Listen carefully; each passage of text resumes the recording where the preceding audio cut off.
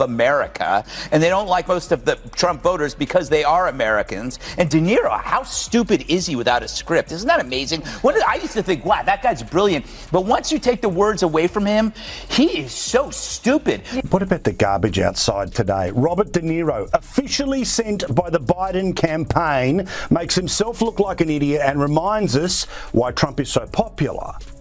It's so stupid. It was colossally stupid. If you're going to send somebody to... Greg Gutfeld and Megyn Kelly arrived with rhetorical flamethrowers, and Robert De Niro entered the incorrect roast. The loudest grandfather in Hollywood attempted to strike back, but he was soon confronted with irony, reality, and an espresso-level outburst of rage. Imagine two astute media critics banding together to oppose a man who continues to speak as though he is the world's most powerful cab driver. The conversation flowed quickly, full of smart rebuttals and witty jokes. Fasten your seatbelts, for this confrontation has more twists than De Niro's eyebrows when he hears the word responsibility. And things were already becoming really intense in only the first few moments. Impeachment will make America great again, and everybody's how intellectually deprived he is. He's a coke-addled simpleton, without a script. It is hysterical. Does he have a big coke problem? I just read that article that you sent me about the last nights of John Belushi and how De Niro was there and just basically partied with him and then split. And it's just like, that's now I just think of him as a really stupid guy. At one point, Robert De Niro dominated the screen with sheer menace. He was the man you never crossed.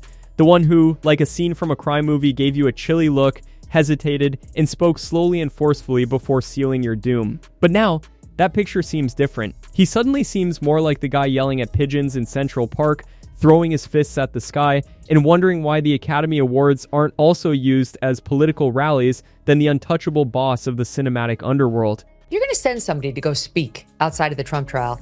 Make it someone who's universally beloved, like a Michelle Obama. She's not universally loved. She's not loved on the right. But I'm saying, like, at least within the left and the center left, and maybe even some center righties. Robert De Niro has gone so hard partisan over the past 8 years. He is like example number one of Trump derangement syndrome. He's one of those, I'm moving to Canada if he wins, and he's never going to leave the White House if he wins. We're going to have Trump forevermore. I mean, hello, I hate to break it to you because I realize you're advanced age too, Robert, but people die. So he will leave. One way or the other, he's going to go. When Greg Gutfeld noticed the shift, he essentially responded, "Nope, we're not letting this slide."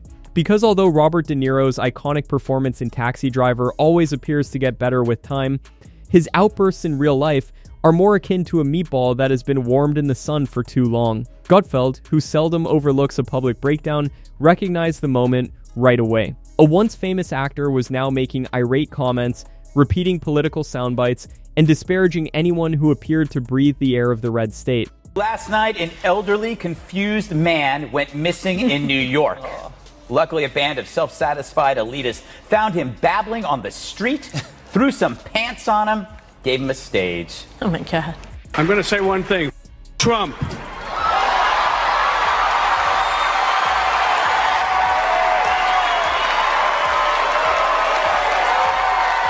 Greg Gutfeld doesn't dislike actors, rather, he prefers them when they are playing on film rather than serving as political spokespersons at press conferences over breakfast, panting while making speeches about how America should vote while secretly gathering information behind the scenes. Gutfeld's entire approach is around highlighting the disparity between high-profile celebrities and common people. Robert De Niro, who gave fervent lectures about democracy while appearing utterly oblivious to how it all appeared from the outside, nearly offered himself as the ideal example. Winner number 2, Robert De Niro. Congratulations, sir. Another Oscar for the iconic actor who, now 80, appeared on Bill Maher over the weekend and had some choice words about Donald Trump. The guy is a total monster. And anybody, I don't understand it. I guess they get behind that kind of logic. That could be tough for an actor to play such a hateful man.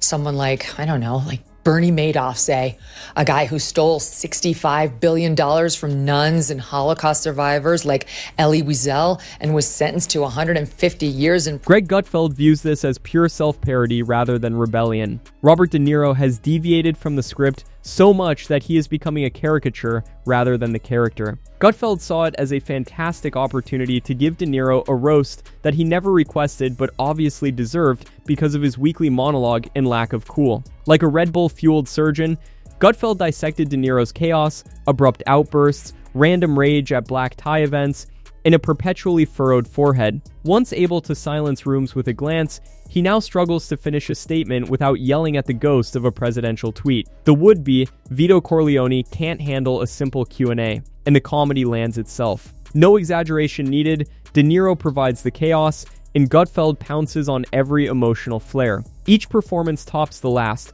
like a Broadway understudy reciting the Constitution on too little caffeine.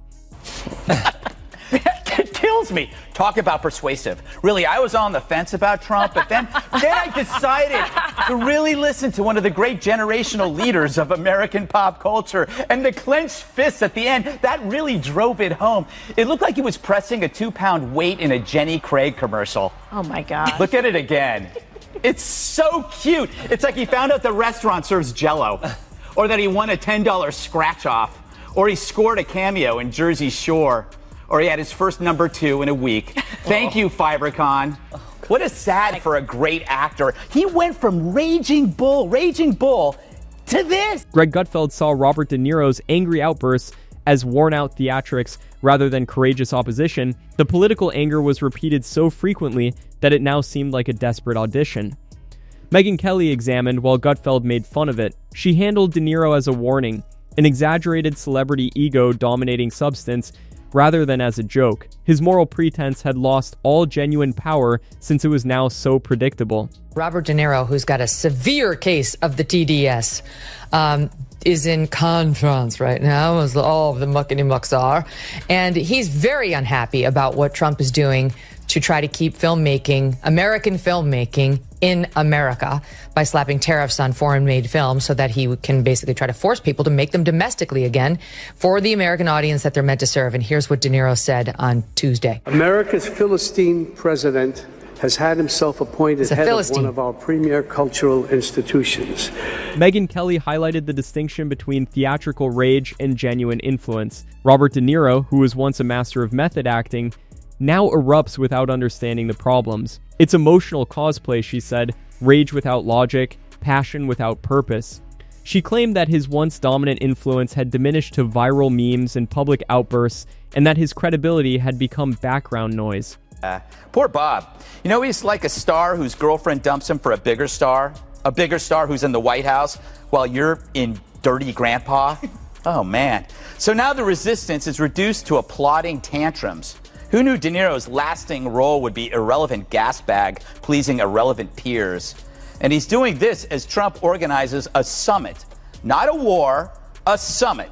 And you got to wonder, if it were President Hillary, Bob's choice, would you actually have a summit or would you have a war? But forget deeds. What matters is adulation received from an emotional display before a packed sea of millionaire lemmings. So who cares that Trump meets with North Korea? It's no meet the parents. Right, Travis? Megyn delivered the scalpel, and Greg with the flames. Like a stand-up comedian on espresso, one hurled obscenities, while the other damaged reputations like a resentful sushi chef. They were lethal on their own. Greg and Megyn worked together to reveal Robert De Niro as the crazy imitation of himself that he had become. The once famous actor ranted like an overly sensitive Facebook commentator, now loud, nonsensical, and extravagant. They just pulled back the curtain to show a man engrossed in his own spectacle. No dramatization was required. Hypocrisy is alive and well amongst these sanctimonious leftists. From Kimmel to De Niro to Stephanopoulos, they want you to believe they're better than you, more virtuous, more decent. But we all know the truth. They lie. They sin. They do the very things they accuse you of and the things they say they would never do. Evil things.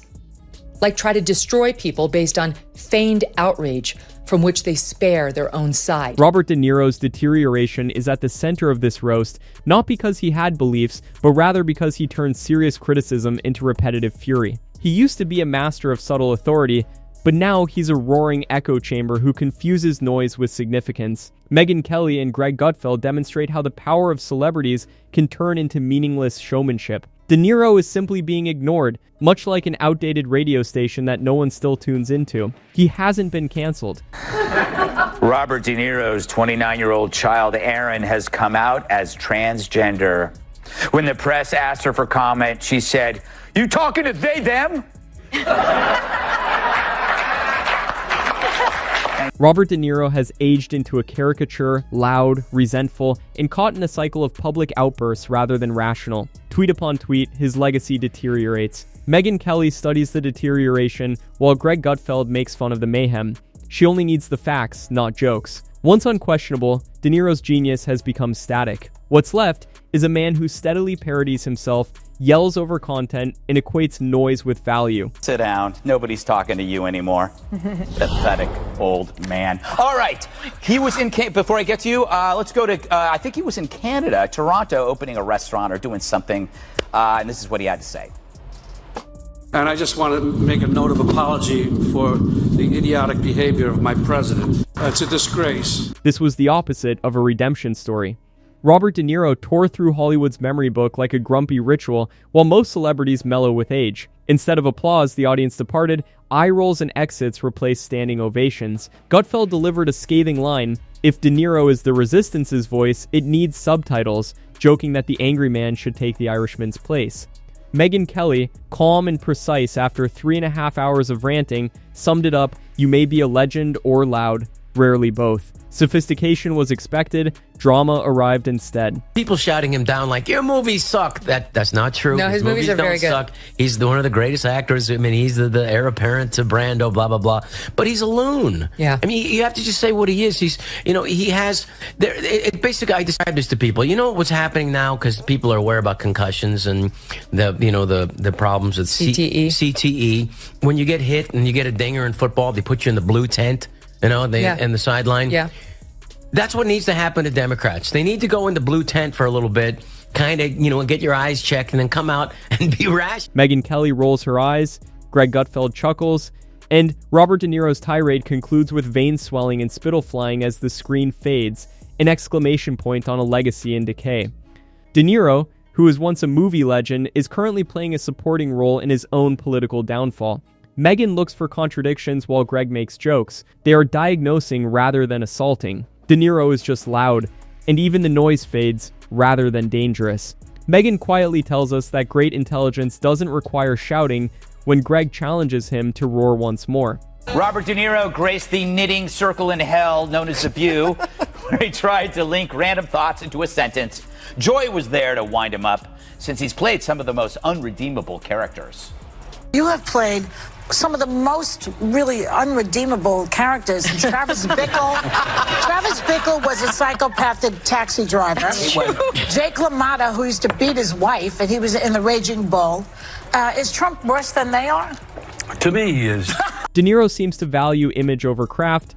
Cinnamon and Lobster might be his only future roles. When asked about kids, he claims he doesn't want them misled. Perhaps he still sees himself as America's conscience, the last voice, speaking up. But increasingly, it feels like an unrequested rerun from the Hollywood echo chamber. His passionate moments now read as parody, his outbursts like rejected Snell monologues. Gutfeld and Kelly don't need to ruin him, the popcorn is already out.